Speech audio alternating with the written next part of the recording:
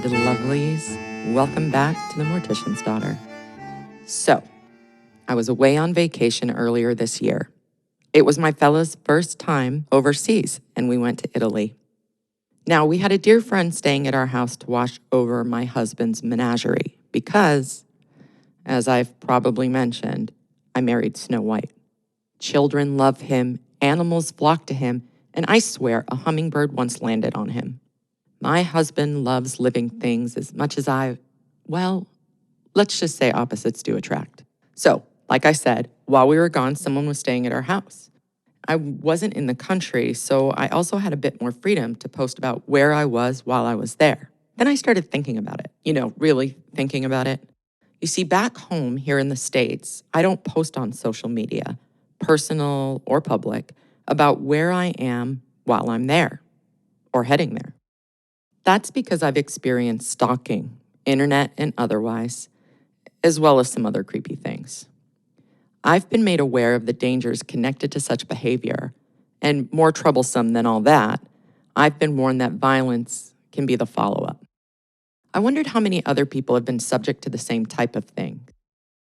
And my findings were not awesome. The prevalence is awful.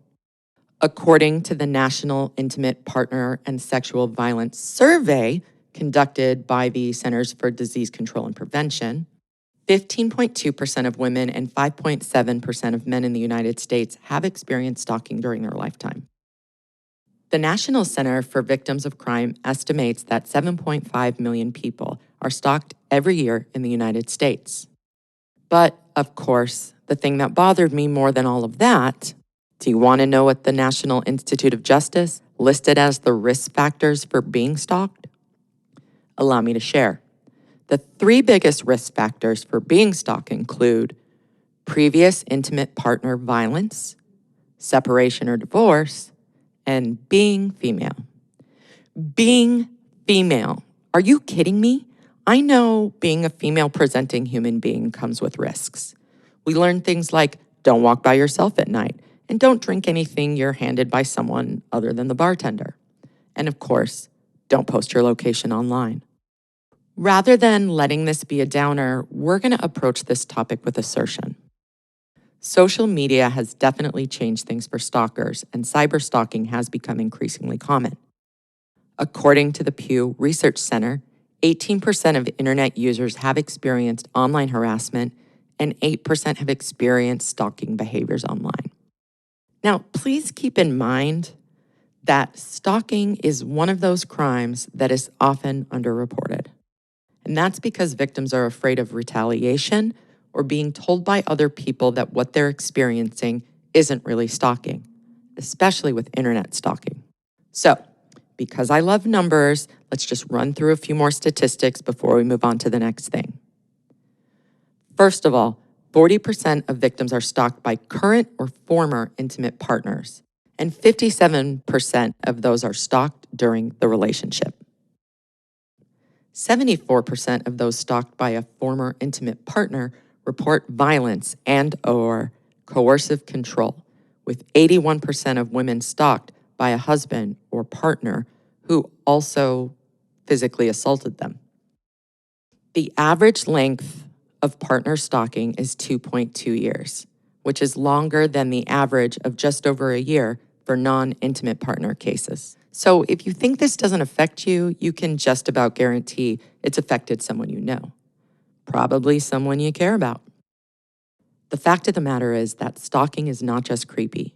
It's oftentimes a warning of greater risk. That ex might not just be deep diving your online pics. Stalking increases the risk of intimate partner homicide 3 times over. 85% of attempted and 76% of completed homicide victims were stalked, but only a little more than half reported the stalking to authorities. A lot of these statistics have come to us from the Stalking and Intimate Partner Violence Fact Sheet from Stalking Awareness, an organization intent on reducing violence connected to stalking by increasing awareness, obviously, and offering education for both women, aka potential victims, and law enforcement. Because Women and cops need a fact sheet so they can be aware of this very real risk. Once again, being a woman made the top of the list of risk factors. Obviously, thankfully, stalking doesn't always end with homicide. Roughly a third of stalkers engage in physical violence against their victims, but other forms of intimidation are frequently used, like threats of violence or brandishing weapons. Stalking online and in person is a very real problem, and if you don't know that, you're probably a dude. No offense intended. I'm just leaning into the statistics here. So, just remember, the National Center for Victims of Crime reports that 76% of intimate partner femicide victims were stalked by their partners before being killed. And stalking behavior has been identified in 9 out of 10 murders, according to an article by The Guardian. Okay, so let's move away from the numbers to talk about true crime. Now, funny enough, I'm not really into true crime. Sure, I get caught up in the numbers and the news cycle, and I have a lot of friends who love a good Dateline session, but that's just not me. Too real. The degradation of humanity I have to witness at Costco is too much for me. People, actual human beings, stealing parking spaces, refusing to take turns. People who don't know hunger, scrambling over one another for a tiny morsel of free sample. Nope, it's depressing. True crime and Costco, two things that really bring me down. But we're going to talk about the former because you can't talk about stalking without talking about serial killers. The two often travel hand in hand. Let's start with the most obvious example, the Night Stalker. Richard Ramirez, aka the Night Stalker, was a notorious serial killer who terrorized California during the mid-1980s. Eventually, he was caught and convicted of 13 murders, 5 attempted murders, 11 sexual assaults, and 14 burglaries. Ramirez died in 2013 while on death row. He generally attacked women in the afternoon, which I found a little strange because Night Stalker. He was also known as the walk-in killer and the Valley Intruder. The life of Richard Ramirez was a perfect storm of serial killer tendencies. Troubled childhood, abusive father, macabre interests, acquired military skills, occult fascination, Satanism, drug use. Now, as an individual dedicated to the study of religions cross-culturally, I feel like I should point out that Satanists really got a bad rap in the 1980s. But that's probably best left for another episode. Maybe one that Dana reads for you because this topic is of particular interest to her. Okay, back to the Night Stalker and his heinous spree across Los Angeles County and the San Francisco Bay Area. Unlike many others of his ilk, he used a wide array of different weapons on his victims, from handguns to tire irons, even a machete and a claw hammer. But his victims were often strangled to death. Following his conviction in 1989, Richard Ramirez never expressed remorse for his crimes, and he died on death row while awaiting execution from complications of lymphoma. I gotta say, this guy didn't have a lot of positive influences in his early life. In fact, it's the total opposite. Skipping past the horrifying abuse inflicted by his father, we find Mike Valles, an older cousin, who was a decorated Green Beret in the Army. Now, Cousin Mike had dabbled in rape and murder during his time served in the Vietnam War, and he took Polaroids of his crimes that he was eager to share with his younger cousin. When Ramirez was only 15, he watched Mike shoot his second wife in the face during a domestic dispute. Unfortunately, Cousin Mike was found not guilty of the murder by reason of insanity, claiming post-traumatic stress disorder from his time in the military spurred the killing.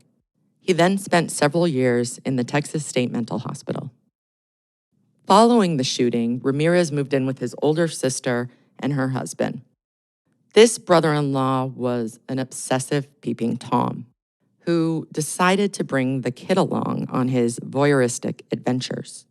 So, not great environment, sure, but we all contend for our own soul. Fact is, Ramirez was a monster. But the Night Stalker wasn't the only serial killer who engaged in stalking. Most do. Ted Bundy, the BTK killer, the Green River Killer, Son of Sam, Ken and Barbie killers, the Dating Game Killer, and the Killer Clown, aka John Wayne Gacy, I'll stalk their victims. And these are just a few examples. I know there are all sorts of really great podcasts that talk about serial killers and true crime. You are welcome to explore those further if it tickles your fancy.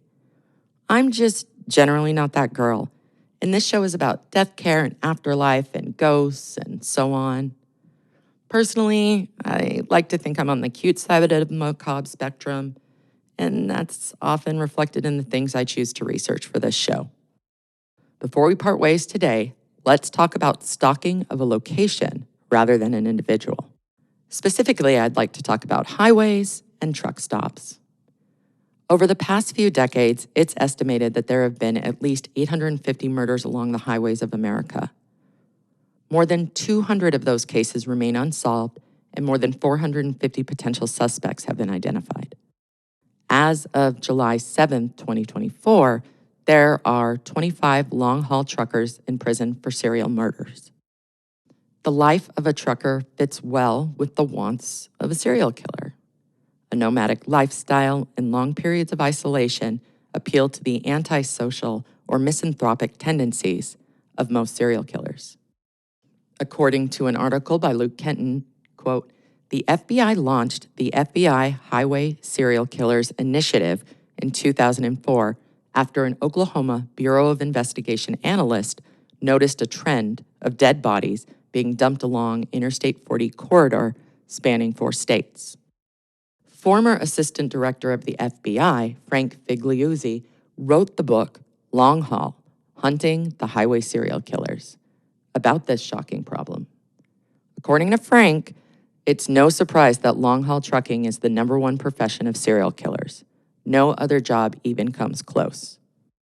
Amongst the most notorious trucker killers, we find the red-headed killer, who prowled the major highways in Tennessee, Kentucky, Arkansas, Mississippi, and West Virginia. There's also the happy-face killer, who got his name because he would send letters to taunt the police and always sign them with a happy face. Bad name for a guy who claims to have murdered more than 160 people, even though he was only convicted of 8 of those murders. And of course, we can't forget the truck stop killer, Robert Benjamin Rhodes, who is serving a life sentence for killing 2 teenagers, but is suspected of more than 50 other deaths between 1975 and 1990. It's important to note the obvious here. The trucking industry in America is huge, with roughly $850 billion in revenue last year. Most truckers are good folks just looking to make an honest living. Frank Figliuzzi tries to emphasize this in his book, but he also suggests a more strident approach to hiring long-distance drivers in the form of better background checks and better pay and benefits. Evading authorities might be easier if you can snag a victim in one jurisdiction, kill them in another, and dump their body in a third. Keith Hunter Jesperson, the happy face killer, said, quote, I can put the body under my truck, drag it down the I-80, and get rid of her identification, at least her facial features or fingerprints and so forth. The prevalence of highway serial killers is alarming. There are several books on the topic. First, we have Frank's book, but there's also Killer on the Road by Ginger Strand, Serial Killers on the Interstate by Lori Carangelo, Trucking for Murder by Frank Spellman, and a whole lot more.